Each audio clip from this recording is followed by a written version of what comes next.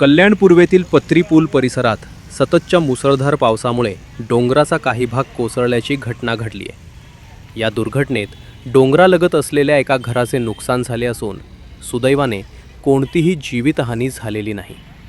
घटनेची माहिती मिळताच KDMC प्रशासन, आपत्ती व्यवस्थापन पथक आणि स्थानिक अधिकारी तातडीने घटनास्थळी दाखल झाले।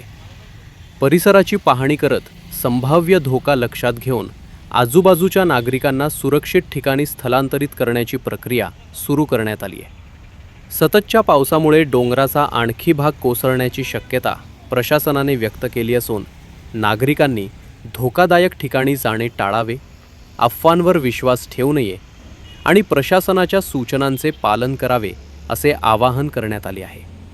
सध्या परिस्थितीवर प्रशासनाचे बारकाईने लक्ष असून पुढील काही दिवस सतर्कता बाळगण्याचे निर्देश देण्यात आले आहेत। आपण बघितलं आहे की गेले बरेच दिवसापासून खूप जोराने पाऊस पडत आहे। या अतिवृष्टीमुळे आपण बघितलं असेल संपूर्ण जनजीवन हे विस्कळीत झालेलं आहे आणि आमचा हा 18 प्रभाग जो आहे तो पूर्ण डोंगराळ असल्या कारणाने त्या ठिकाणी आम्ही सतत पाहणी दौरे चालूच आहेत। वॉर्ड ऑफिसर मॅडम सुद्धा त्या आणि आम्ही मिळून सगळेजण पाहणी करत आहोत। डोंगराळ भागामध्ये दरड कोसळण्याचे प्रमाण पण मोठ्या प्रमाणात आहे आणि आपण बघितलं असेल की पत्रीपूलला एक घर आहे जे अतिवृष्टीमुळे कोसळलं आहे आणि अतिवृष्टीला आहे त्याचप्रमाणे मेट्रोचं जे काम चालू आहे त्याच्या हादऱ्या बसून सुद्धा त्या घराला तडे गेलेले होते आणि त्यामुळे आज बघितलं असेल तर ते घर कोसळलेलं आहे।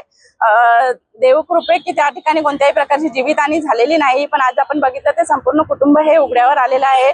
तर आम्ही स्वतः सगळेजण आमच्या स्थानिक नगरसेविका आहेत स्नेहलताई मोरे, संजयजी मोरे, आमच्या वॉर्ड ऑफिसर मॅडम आहेत हिल्या मॅडम आणि संपूर्ण आमची जी टीम आहे या ठिकाणी आम्ही आलेलो आहोत आणि त्या जे घर पडलेलं आहे त्या घराची संपूर्ण पाहणी सुद्धा केलेली आहे। तलाठ्यांची माणसं सुद्धा या ठिकाणी आहेत, पंचनामा सुद्धा केला जाईल।